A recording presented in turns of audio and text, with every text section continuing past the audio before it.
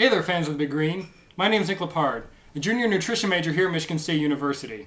Today I'm going to show you a wonderful holiday recipe for eggnog French toast. Whether you're with family or friends, this is going to be one holiday recipe that'll guarantee you to impress. So let's get started. Good. So first we're going to want to start off with a large mixing bowl, and in it we're going to mix about half a cup of eggnog with around 2 eggs. Now this recipe is going to make enough for about 2 to 3 people, so I mean, if you figure everyone has a few pieces, it'll be good.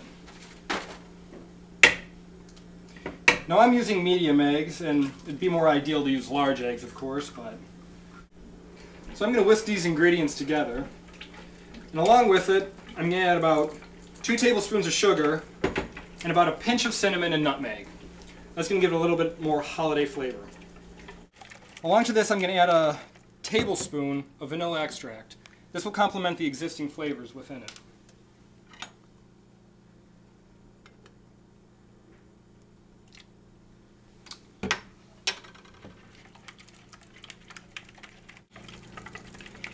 So now that we have our custard made, we're going to move on to our bread. Now, the type of bread you choose is going to be kind of important. You're going to want more of a stale bread, since the stale bread is going to hold up better as you begin to cook it. I've chosen a cranberry raisin bread from the Breadsmith Bakery, one of my favorite places to go. And we're going to cut it down the diagonal here into half pieces. Now we're going to take these pieces and we're going to put them in a shallow pan, one much like this. And it's okay if they overlap a bit.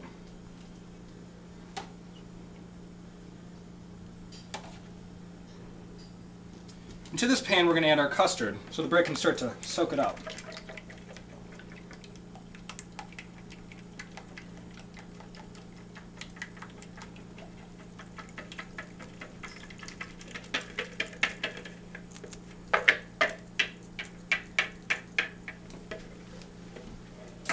So now as we let our bread soak, we're going to preheat the oven to 500 degrees. So now as I'm waiting for the oven to heat, I'm going to grease a cookie sheet. Now, of course, if you don't want to have to bake this, you can, of course, do it in a frying pan in your more traditional way, but I personally like it baked.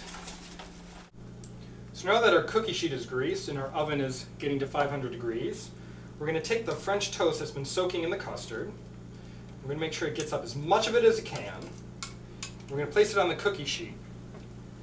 Now make sure you don't overlap them, because if you do, they're going to tend to stick. So you want to give them ample amount of space to cook. Now we're going to be throwing these in the oven for about 8 to 10 minutes per side, or until golden brown. Now you can take this, you can place it right into the oven, and set your timer for 8 minutes. Now that it's been 8 minutes, we're going to take out our French toast, and we're going to flip it and put it back in for another 8 minutes. So now it's been another 8 minutes, so we're going to take our French toast out of the oven. As you can see, it's taking on this nice golden brown color. Some of the butter is burned, which is expected, of course, but it still looks delicious nonetheless. So now we're going to take this and we're going to plate it.